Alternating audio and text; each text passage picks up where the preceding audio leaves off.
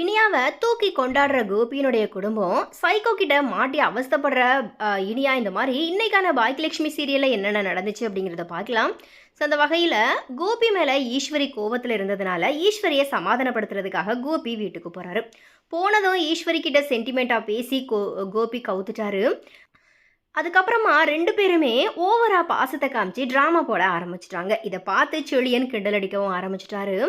அப்போது பாக்கியா இனியா வருகைக்காக வெயிட் பண்ணிக்கிட்டு இருந்தாங்க. இனியா வந்த நிலையில் இனியாவுக்கு பிறந்தநாள் வர்றதுனால எல்லாருமே அட்வான்ஸாக வாழ்த்துக்களை சொல்லி பரிசுகளையுமே கொடுக்க ஆரம்பிச்சிட்டாங்க. ஈஸ்வரி பணத்தை எடுத்துகிட்டு வந்து பாக்கியா கிட்ட கொடுத்து இனியாவுக்கு ஒரு நல்ல செயினை வாங்கி கொடுக்கவும் சொல்கிறாங்க. அதன்படி பாக்கியா அண்ட் இனியா ஷாப்பிங் போயிட்டு வராங்க. இதுக்கிடையில் கோபியும் இனியாவுக்கு டைமண்ட் மோதிரத்தை வாங்கிட்டு வந்து சர்ப்ரைஸ் பண்ணி கொடுக்குறாரு. அதுக்கப்புறமா இனியாவுக்கு தேவையான ட்ரெஸ்ஸு நகைங்கன்னு சொல்லி எல்லாத்தையுமே இனியா கிட்ட கொடுத்து சந்தோஷப்படுத்திட்டாங்க. அத்தோட செழியனுமே இனியாவுக்கு ரொம்பவே பிடித்த மொபைல் ஃபோனையும் பரிசாக கொடுத்துட்டாரு. இப்படி ஒட்டுமொத்த குடும்பமும் இனியாவோட சந்தோஷத்துக்காக சர்ப்ரைஸ் கொடுத்து பரிசுகளையுமே அள்ளி கொடுத்துட்டாங்க. இதே மாதிரி நிதிஷும் உனக்கு நிறைய சர்ப்ரைஸ் பண்ணுவார் அப்படிங்கிற மாதிரி குடும்பத்தில் இருக்கிறவங்க சொல்லி வீட்டுக்கும் இனியாவை அனுப்பி வைக்கிறாங்க.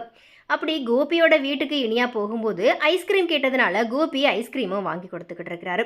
ஆனால் சுதாகர் வீட்டில் இனியா படுற கஷ்டத்தை யாருமே புரிஞ்சுக்கல. இனியாவும் அதை யார்கிட்டையுமே சொல்லாமல் மறைச்சிக்கிட்டு வராங்க. அந்த வகையில் இனியாவினுடைய பிறந்தநாளை சுதாகர் வீட்டில் இருக்கிறவங்க மறந்துட்டு வாழ்த்துக்கள் கூட சொல்லாமல் இருக்க போகிறாங்க.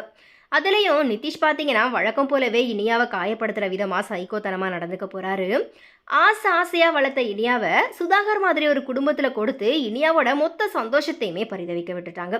இது எதுவுமே தெரியாமல் கோபி பாக்கியா ரெண்டு பேருமே இனியா சந்தோஷமாக இருக்கா அப்படிங்கிற மாதிரி தப்பாக புரிஞ்சுக்கிட்டு புகுந்த வீட்டுக்கும் அனுப்பி வச்சுட்டாங்க. ஸோ இனி என்னென்ன அக்கப்போர் எல்லாமே நடக்க போகுது அப்படிங்கிறத நாமளுமே வெயிட் பண்ணி பார்க்கலாம்.